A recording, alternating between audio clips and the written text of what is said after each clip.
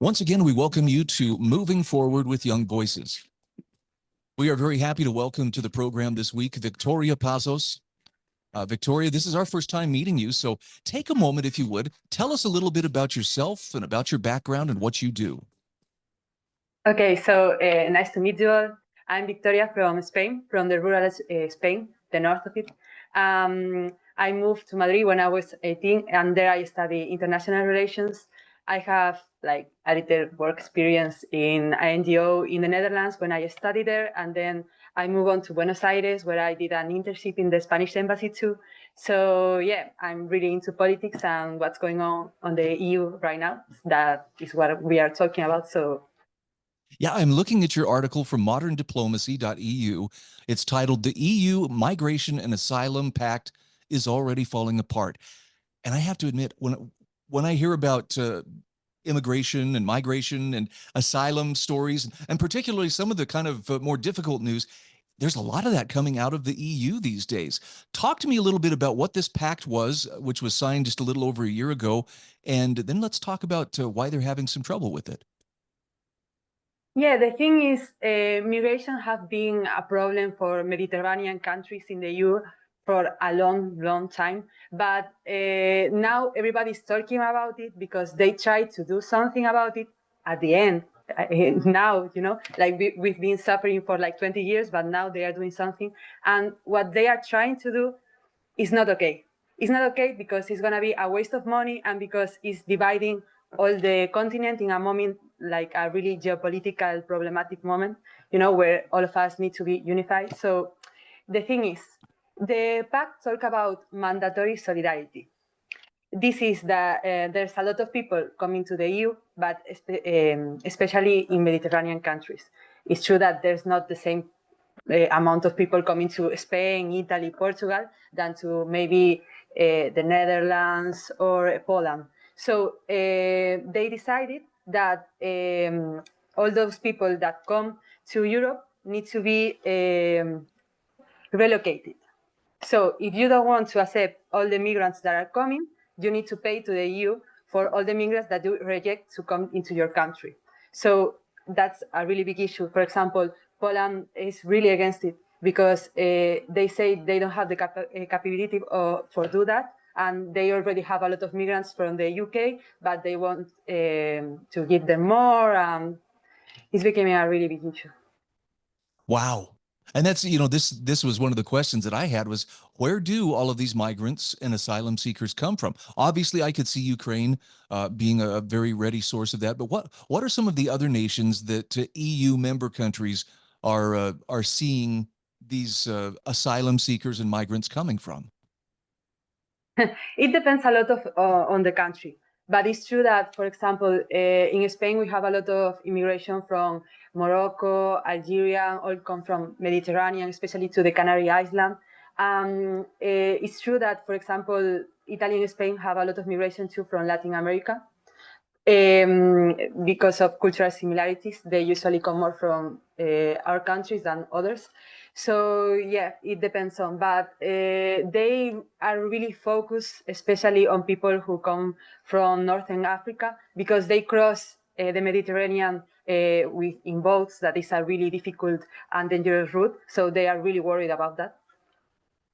And for the members of this pact, the EU countries that have signed on to this, you mentioned in the article that one of the main stipulations here is it's mandatory. They have to meet these requirements. And talk to us about some of these requirements and why this becomes so burdensome for some of the countries. What are they required to do?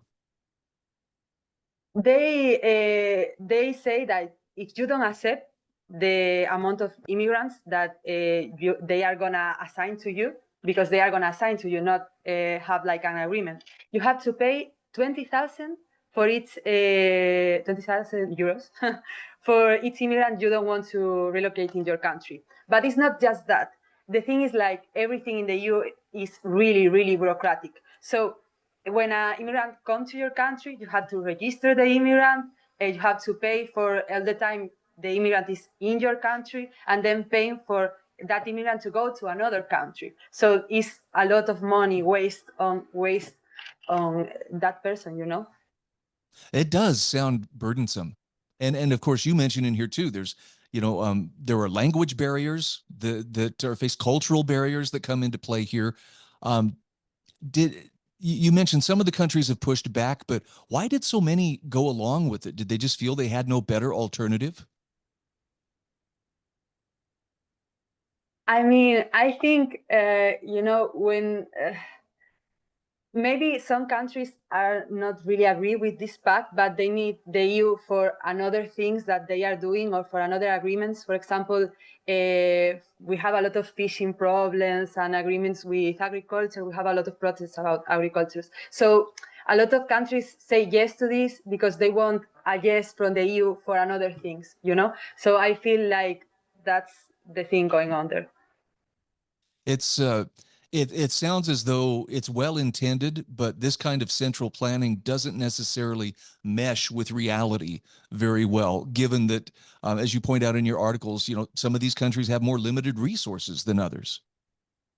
Yeah, exactly. I mean, if we don't have a social service, maybe it would be okay to have so many immigrants, But the thing is, like, all of most of the countries of the EU have one, and the system is not prepared for such an amount of people because there's a lot of people coming right now. So yeah, I think that's a big issue. And the thing is, like, it's not just that, it's the fact that probably that immigrant for example, a Latin American immigrant who arrived to Spain, moved to Germany. They are probably coming back to Spain because of cultural similarities and because there is like a really big community of Latin people living in Spain, so it's a waste of money. It had no sense. You point out in your article too that as well intended as the pact may be, it's a short-term solution. What's the root cause of all of this immigration? I think right now this this increment in people coming is a little bit a pull effect because we are making so easy coming to the EU, especially in some countries like Spain, where it's a kind of easy to have the nationality. If you have like a grandparent from Spain, you are a Spaniard, so we are making it so easy that a lot of people are saying, okay, my country is in a bad condition, I'm gonna try it and let's see, but that I'm gonna try it is a lot of money for my country, so I think it's a little bit of that. And we've got about a minute or so left here. Let's talk a little bit about what is the right solution to the asylum seeking and migration problems that are facing these EU member countries. Respect national sovereignty. Like, each country know how much they can do for this problem and know their conditions about their social service system. So I think EU is great, but in this topic, we need each country confront our problem. So what will it take? I mean, who has to be the decision maker? Is it the members of the EU Parliament, or I guess I'm trying to see what's the way forward toward a solution. That's difficult. I mean, I think it's something that needs to come from each country. And then if each country protests, maybe the EU decides to do something, but it needs a lot of countries to agree on it. And it's going to be really, really difficult. So where is the greatest resistance coming from? Is it from politicians or is it from the actual people in these countries, the citizens? I feel there's a really big, we are seeing a lot of people against democratic values nowadays. And I feel that's because politicians are not in contact with people anymore. Like, necessity of people is not what they are talking about. So I feel resistance is coming from people who are seeing like what they want, they are not having it. So yeah, it's from the top, but politicians are, I don't know, not doing anything, not listening in Okay. another thing. We have to stop here because unfortunately we're out of time, but we are talking with Victoria Pazos, a Young Voices contributor. Where can people find you on social media? Victoria Pazos 24 barra baja, and that's all.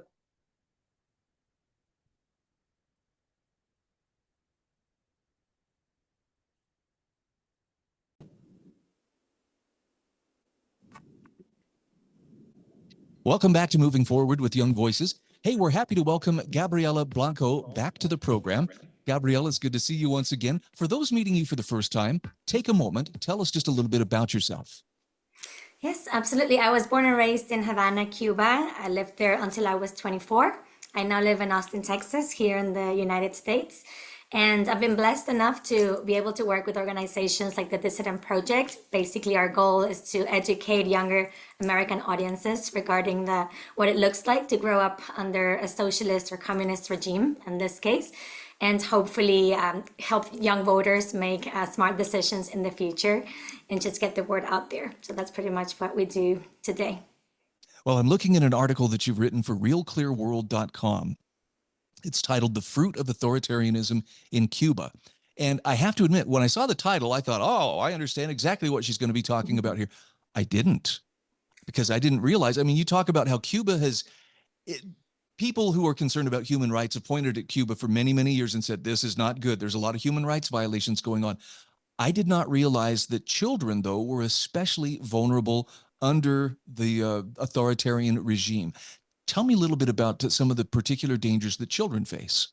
Absolutely. So this is one of the sides that people may not know about Cuba. They actually managed to save the economy after the collapse of the Soviet Union by sex trafficking the children. And they learned to capture the millions of dollars that sex tourism brings in every year. With that, they use legal loopholes and extremely minimal penalties for anything sex crime related. So like the current penal code, for example, the current age of consent in Cuba is 16. However, there's a big loophole, and that's minors ages 12 and through 16. Sex with them will only be penalized if coercion or abuse of authority is found, or if a legal guardian files a complaint, which means that sexual relations with minors 12 and older are pretty much never convicted. And even in those cases that are where legal action is taken, the penalties are 3 months to 1 year. So pretty much Cuba is a free-for-all for anyone looking for a place with very relaxed and very minimal laws when it comes to protecting children. And Cuba has managed to capture millions and millions of dollars with sex tourism that way. Okay, so the question has to follow then, what can be done about this? I know there are people who would like to hold those Cuban officials accountable. Is there anything that is happening to put a stop to this practice and bring those who've been involved in it to justice? Yeah, well, the first thing we need to do, and that's why I wrote the article, it was in response to a letter that a US congressman sent to Homeland Security in March with the names of over 100 Cuban officials that are currently here in the United States that requested asylum and now live here.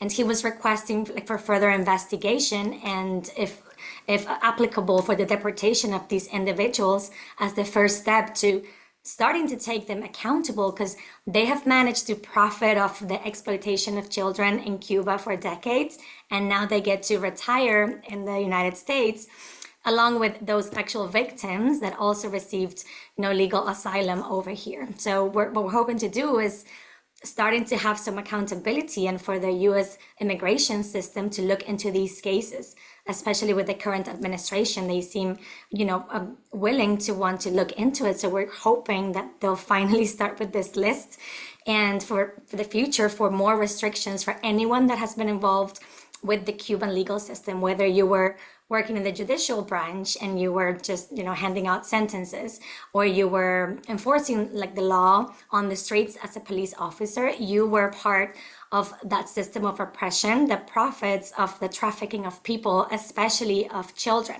So they need to be investigated and they need to be brought to justice, or at the very least deported back to the country they defended so much.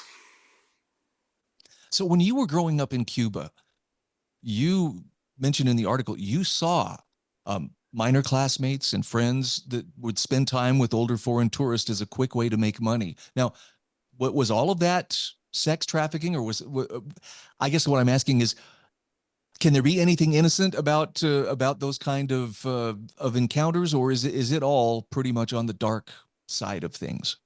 It's going to be on the dark side of things. There's never a good reason why an older tourist from any country should be spending time with a 10-year-old, 11-year-old Cuban unsupervised. And this happens in broad daylight. We all grew up with it. Every Cuban knows it's true, it's allowed. It mostly happens in government-owned hotels. Everything is pretty much, every establishment is pretty much government-owned. So hotels, restaurants, it's pretty common. You'll see it happening there. They have security, you have police on the streets, you'll bribe someone. Again, it's very difficult to bring anyone to justice when you need to actually prove there was extreme violence involved, or one of those guardians, files a complaint and has evidence. So this is very difficult, and that's why sex trafficking convictions are pretty much non-existent. We had 10 in 2020, and we had 6 in 2022, in a country that has almost 90,000 prostitutes, an estimate. Wow. And many of those are minors. So this happens everywhere, and it is known, and the Cuban government turns a blind eye because a huge part of that tourism income has to do with the sex and minors.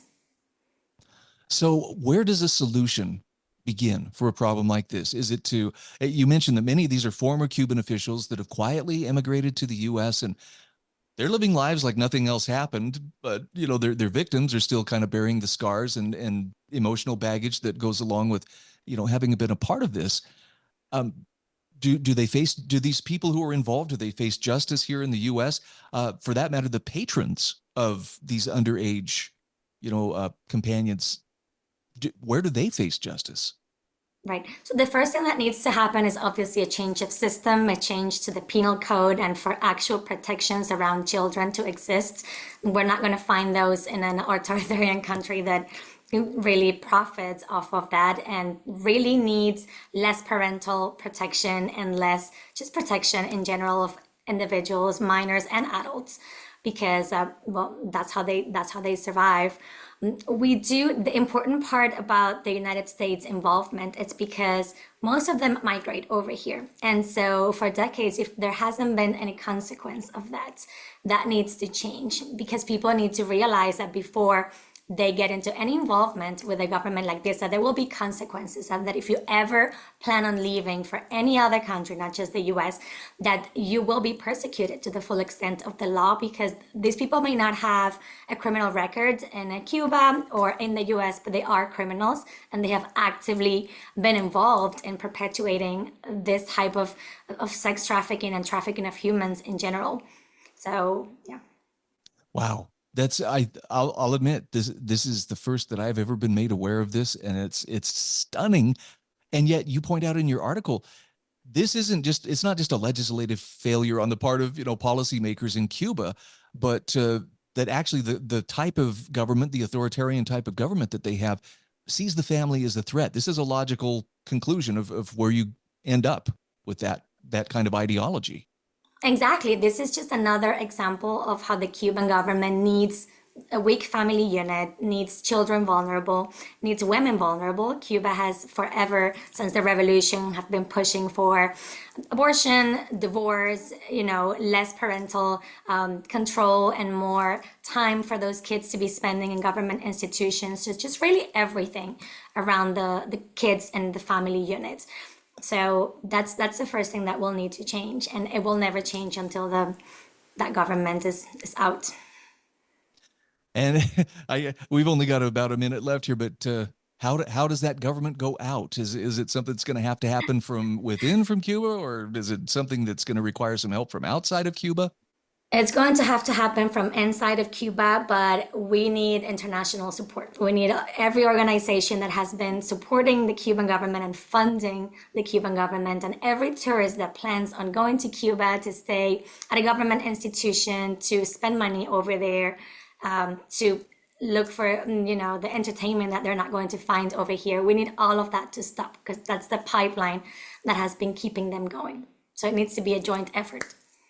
Again, we are speaking with Gabriela Blanco. She is with the Dissident Project and Ladies of Liberty Alliance, and a contributor to Young Voices. Where can people find you online? Yes, you can find me on Instagram under Gabby Blanco, same on X, and you can find, most importantly, the Dissident Project under the same name on Facebook, Instagram, X, and hopefully book us. We'll come to your school and talk to the kids.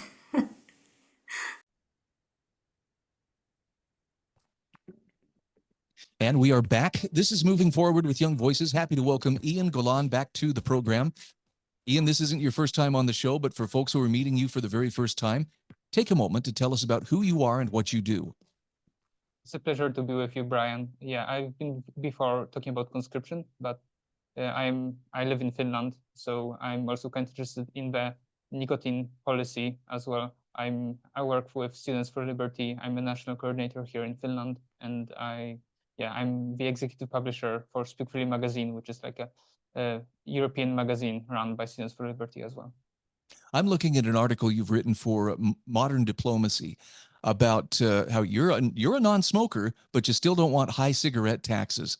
And before we talk about the cigarette taxes in the EU, I've been to Europe a couple of times, and I have to admit, one of the things that really kind of surprised me was they have some very aggressive anti-smoking or anti-cigarette tactics. One of the big ones was, I remember stopping into a gas station or something and seeing cigarette packs with horrible, lung cancer photos and things that were, to show this is what happens when you smoke cigarettes. So clearly, there's some strong pressure, but let's talk about the taxes.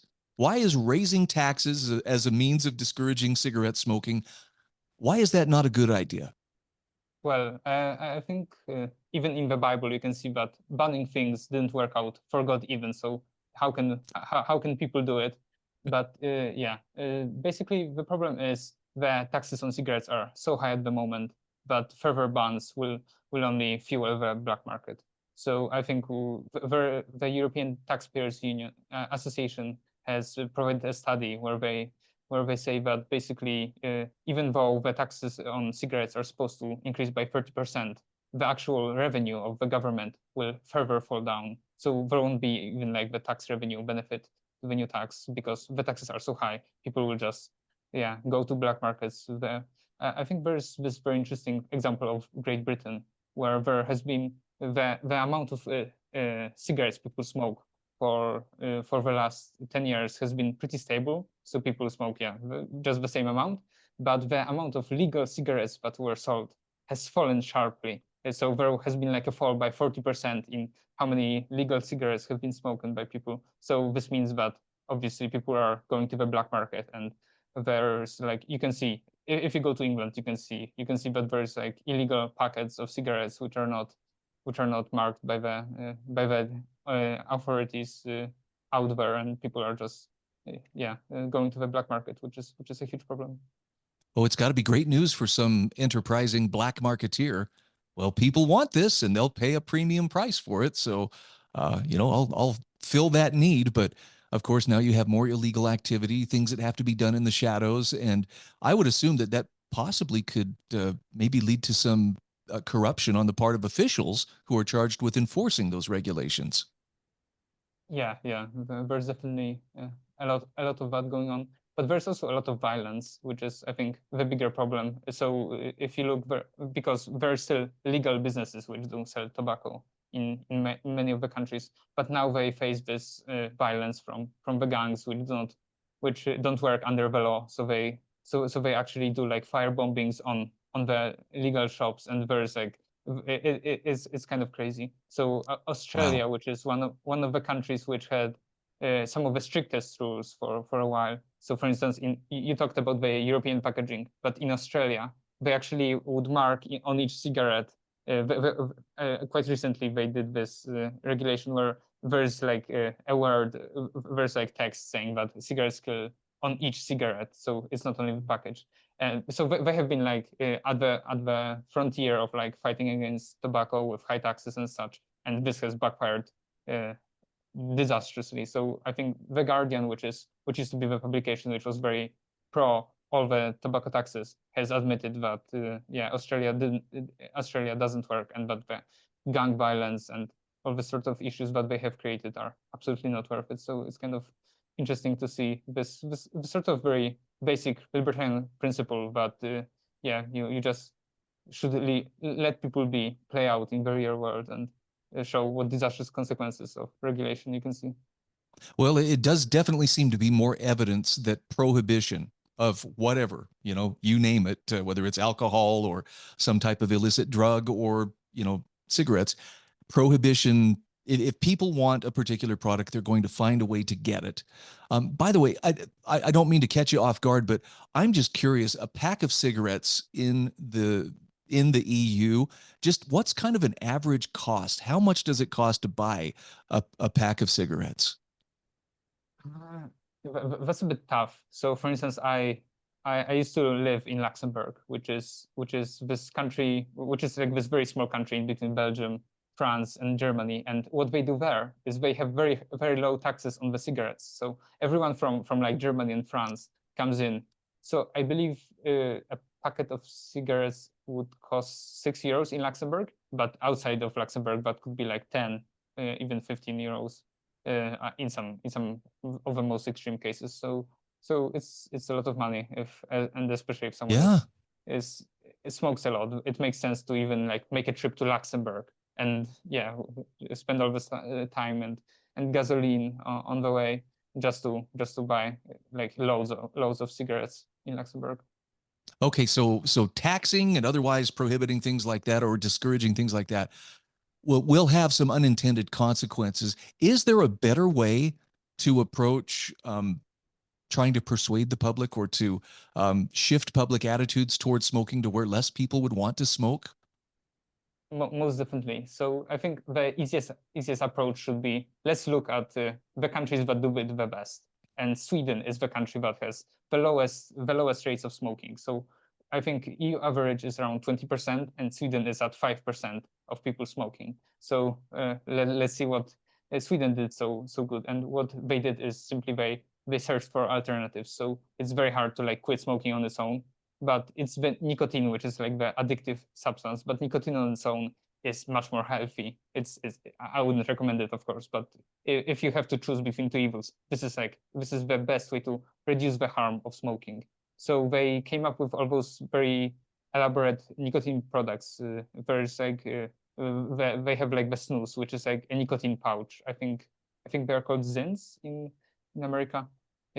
So basically, this is what a lot of people do instead of smoking, and it has helped quit huge amounts of people. So Sweden is leading the way in harm reduction, and so it's about giving smokers safer alternatives such as vaping, such as nicotine pouches, and that's the way forward. And I appreciate that I think you make the point well in your article too, that those alternatives, no, they're not perfectly safe, but they are safer than, smoking cigarettes. So it's a move in the right direction, I guess is how I would put it. Yeah, and I think one concern people have is, what if people who would never smoke are getting hooked on nicotine because of those alternatives? But thankfully, there was like this Eurobarometer survey which studied people across EU and found that people are actually not like getting into vaping. And it is not new people who get into vaping. It is the smokers who get into vaping and quit smoking thanks to those alternatives and thanks to nicotine pouches and such. Okay, we've got about 1 minute, but I have to ask you, you don't smoke, but you still don't want to see these higher taxes. Why is that?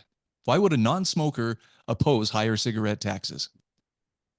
I just think people should have a choice.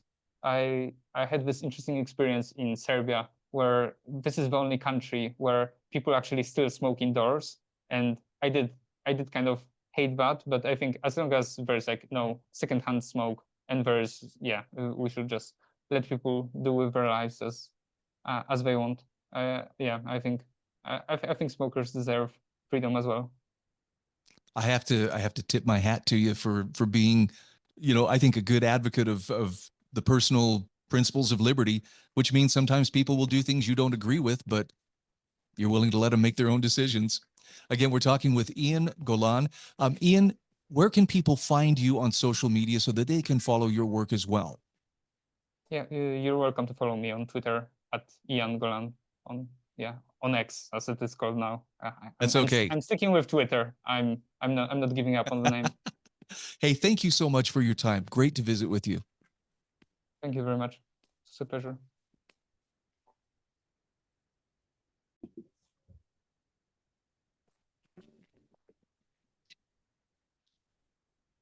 Welcome back to Moving Forward with Young Voices. This is our fourth and final segment today, and we are happy to welcome to the program Antonia-Laura Pup, who is a policy fellow with Young Voices Europe.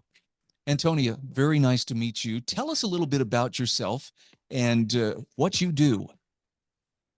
Thank you very much for having me.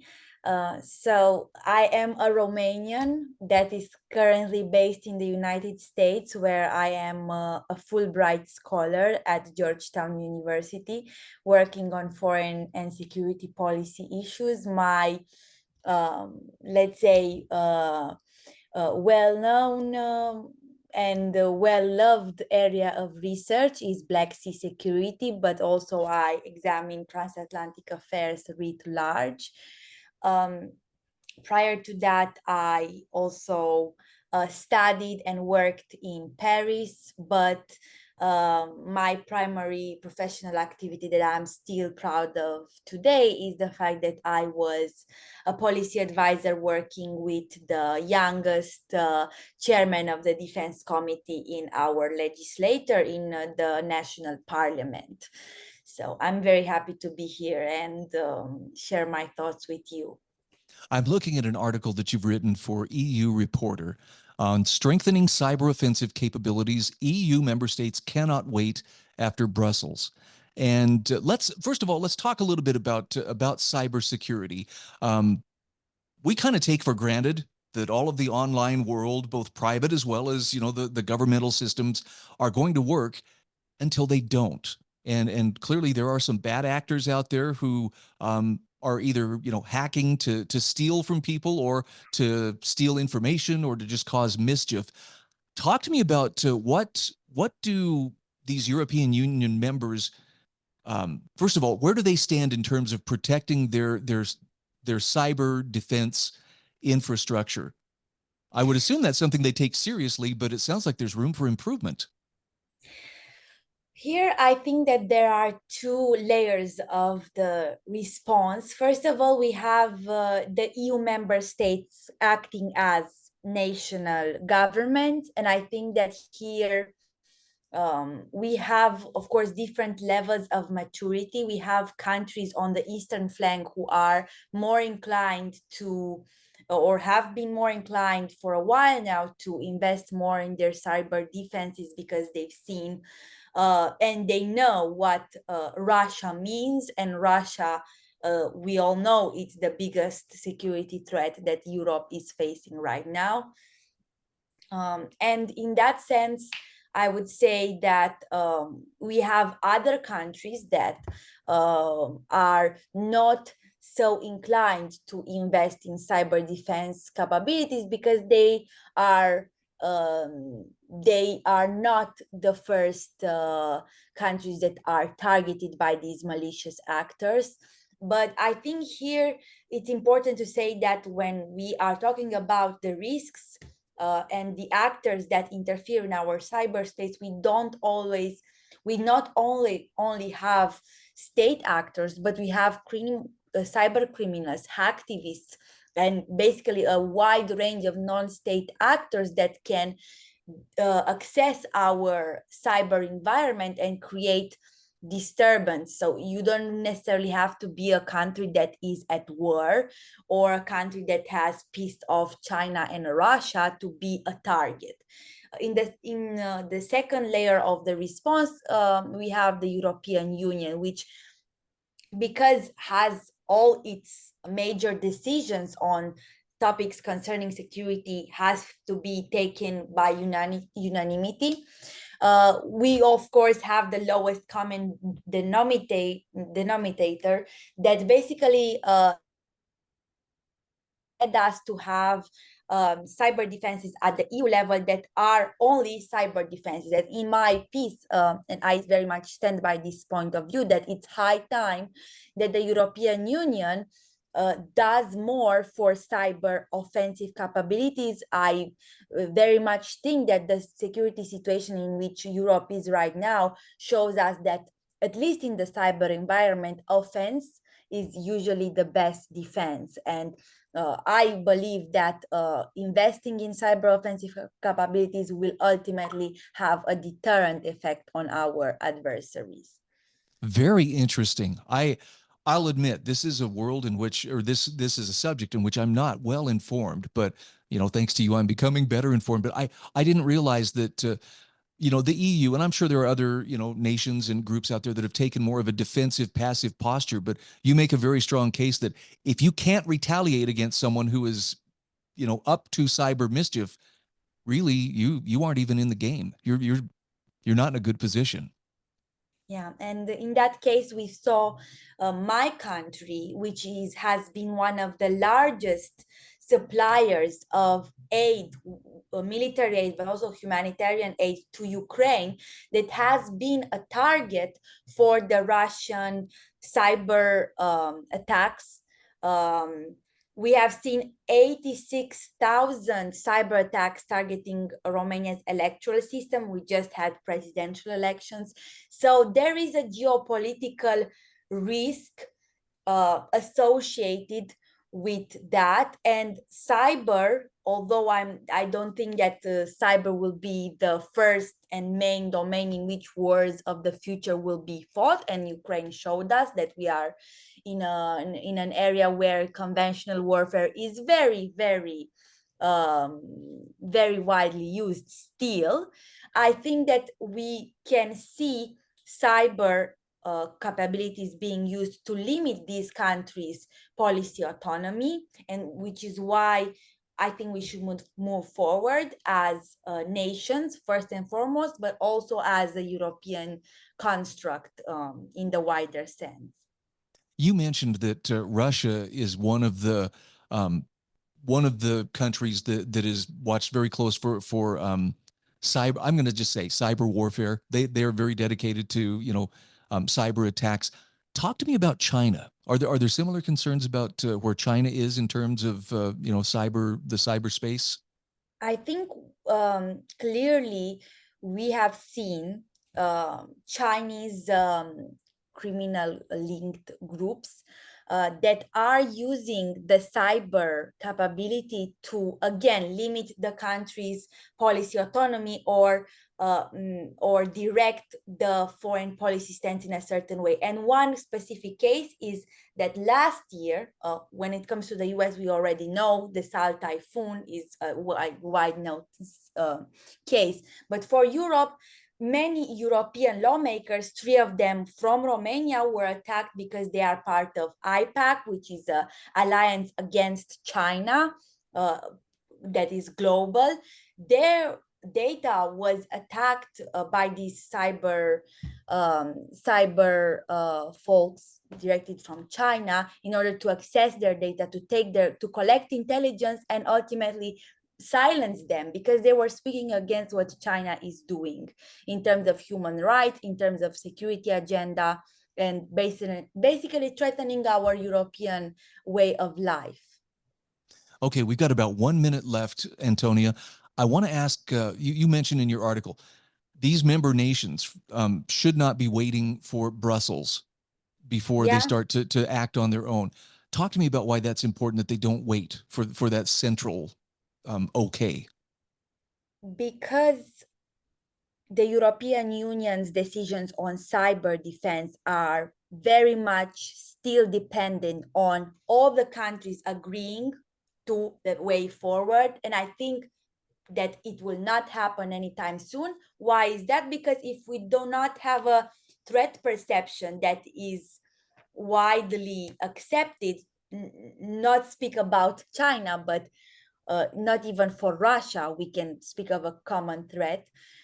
We cannot talk about the tools that we are going to use in that sense. So this is why I think that we should use frameworks like PESCO to have a voluntary mechanism in which countries can do more exercises in the cyberspace and create more interoperability between their already existing cyber teams. I am so sorry. We are up against the clock, but this is a fascinating subject. Again, we are talking with Antonia-Laura Pup. She's a policy fellow with Young Voices Europe. Where can people find you on social media? They can find me on LinkedIn, where I post also all my articles, but create other new ones just using my name, Antonia-Laura Pup.